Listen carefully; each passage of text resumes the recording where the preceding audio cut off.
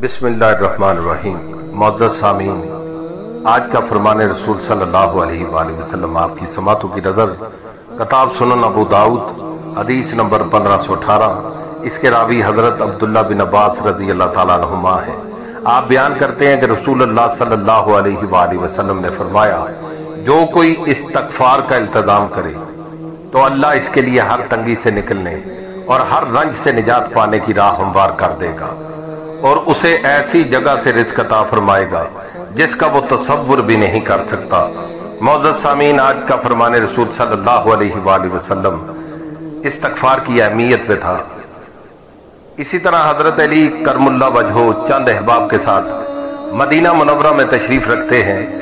ملاقاتیوں اور علم و حکمت کے طلبگاروں کے لیے دروازے ہر وقت کھلے رہتے ہیں۔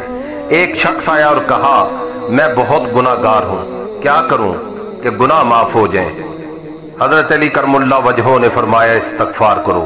اس نے سنا، سمجھا اور مطمئن ہو کر چلا گیا۔ دوسرا شخص آیا، کہا مفلسی اور غربت بہت زیادہ ہے۔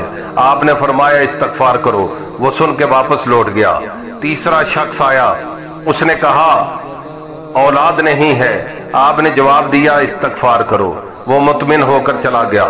چوتھا شخص آیا، پریشان تھا اور کہا بڑی مشقت سے باغ لگایا تھا، اس پر دن رات محنت کی، باغ خوب پھلا پھولا، پھر باد سموم چلی اور باغ مرجھا گیا، پھل برباد ہو گیا۔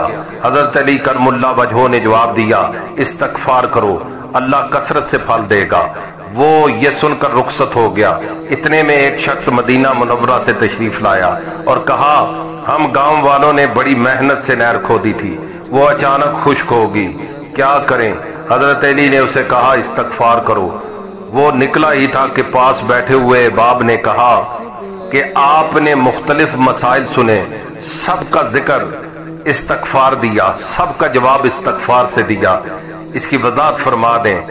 آپ نے فرمایا کہ قرآن مجید کا اصل مفہوم حکمت اور علم منکشف ہو چکا ہے۔ کیا تم لوگوں نے قرآن نہیں پڑھا؟ انہوں نے کہا بالکل پڑھا۔ آپ نے فرمایا، سورۃ نوح کی آیات 10 تا 12 پڑھو اور اس کو دیکھو اور اس کو سمجھو، اور آپ نے وہ آیات تلاوت کی۔ ترجمہ، استغفار کرو اپنے رب سے، یقیناً ہے وہ بہت زیادہ معاف فرمانے والا، برسائے گا وہ آسمان سے تم پر موسلادھار بارش، نوازے گا تمہیں مال و اولاد سے، اور پیدا کرے گا تمہارے لیے باغ، اور جاری کر دے گا تمہارے لیے نہریں۔ کیا ہو گیا ہے تمہیں کہ نہیں امید رکھتے تم اللہ سے بڑائی کی؟ جس ساتھی نے یہ سوال کیا تھا وہ حیران ہو کر کہنے لگا، ہمیں ایسا محسوس ہوا کہ سورۃ نوح کو آج پہلی بار سنا ہے۔ حضرت علی کرم اللہ وجہہ کا جواب تھا، نہیں سنی پہلے بھی تھی، لیکن دل پر تالے لگے ہوئے تھے، آج سمجھ کے سنی ہے، وہ قفل کھل گئے ہیں۔ حاضرین محترم، اللہ رب العزت سے یہ استدعا ہے کہ اللہ تعالی ہمیں استغفار کرنے کی زیادہ سے زیادہ توفیق دے۔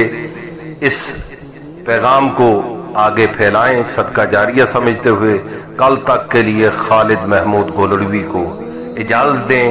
اللہ تعالیٰ آپ کا اور میرا حامی و ناصر ہے۔